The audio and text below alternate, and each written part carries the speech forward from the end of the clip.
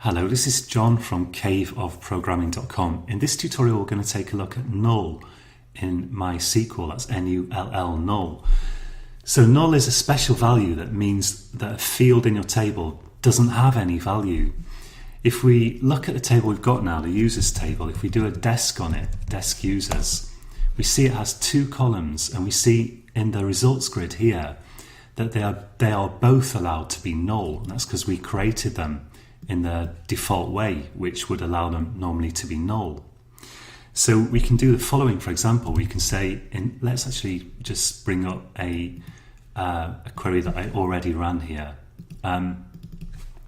So let's insert a row into the table. I'll give it an ID of 2, but for the username I'll specify null, and that means that for the username there's not going to be any value for this row. So I'm going to insert that, and yes, it went okay, we can see down here, and I'll do a select and run that.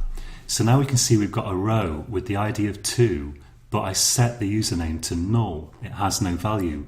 We can do the same thing with the other column as well, because that's also allowed to be null. And we could even, if we wanted, make them both null, like this. And now if we do a select star from users, we see we've got a row with 2 null values in it. Now, often you don't want that. Often what you want is to specify that a particular value in a particular field, it can't be null. So you want to say that all the values in a certain column can't be null. So we'll look at how to do this. But first, let's just let's try something a little bit different. So I'm gonna do another insert into this table. Let's try this. And this time, in my fields list here, the list of columns, I'm only going to specify one column. So I'm going to delete username just as a random choice. And I'm going to specify the value 3 for that column so we can easily see which column it is. So here I'm doing an insert where we're only inserting a value for one particular column. And if I run this and then I do a select star from users, what we see is that we've inserted a row with the ID equal to 3, but again we've got null for the username. So you don't have to specify all the columns when you do an insert. If you've got columns that are allowed to be null, which they are if you create them in a default way, you don't have to specify those columns when you do an insert, and then the value will be null. It will have no value for the row that you inserted. Sometimes we want to, as I say, we want to say that values in a column can't be null. This is really common. It's probably the most frequent case because often we don't want data with sort of missing values in our database. Let's drop this table. Let's say drop table users. So that's going to delete the table, and the table should be gone. We can check with show tables if we like, and we see there's no tables in this database. And let's recreate it. So I'm going to say create table users. Let's say ID, we'll just use the same as before. ID is going to be an int, and let's make a username field, which is going to be text, a username column, I should say. So if we create a table like this, both of the columns are allowed to be null, but we can put not null after any column to say that it can't be null. So you can do that on any of the columns that you want to not be null. Let's try it with both of them. I think we'll make both of the columns not null, and then if we do a desk users, we see that now they're not allowed to be null. So now if I try doing stuff like, let's bring up an insert here. Let's try. Well, we'll try this. Let's just run this. This is going to give an error. We can't insert null values for either of these columns now, even if I specify an ID, because I said also username not null when I created the table. This won't run because even the username by itself can't be null. So again, we get an error down here.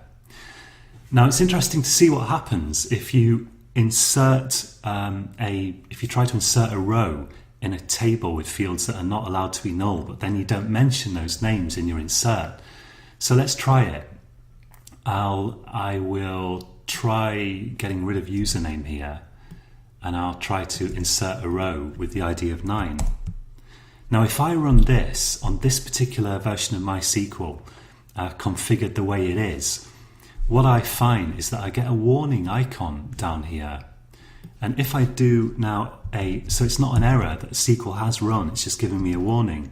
If I do select star from users, we see that what's happened is we did insert the row. The username appears to be blank. So the username is not null. It does have a value, but this value is actually a blank string. That's the default value for a text type. I'm calling it a string because this is kind of a technical lingo for some characters, a piece of text. We call it a string.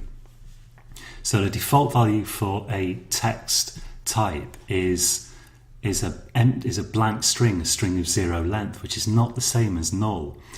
If you try this on your database, you might find that you get different results, and we're going to talk about that a bit in the next tutorial. Let's just try this again. So this time what I'll do is I will try missing out the ID in the field list and just specify username, which I'll set to someone. I don't know, can't think of a name. Let's just run this. So now again we've got a warning icon down there at the bottom in the output pane, and if we try doing a select, now we see that we've inserted a row where the username is someone as I specified, and again ID has the default value for its type, and since ID is an int, the default value for an int is 0. Now this behavior, you might get different behavior with your version of MySQL, or it might be just that if someone else installed it especially, or if the MySQL developers decide to change the default options, you might find that you can't do this, that it won't let you not specify a value in an insert when the value is, we've said it's not null when we create a table. And we're going to look in the next tutorial at some configuration options that affect this. So to practice this, certainly give this a go. Try creating a table with 2 or more columns and make some or even all of them not null.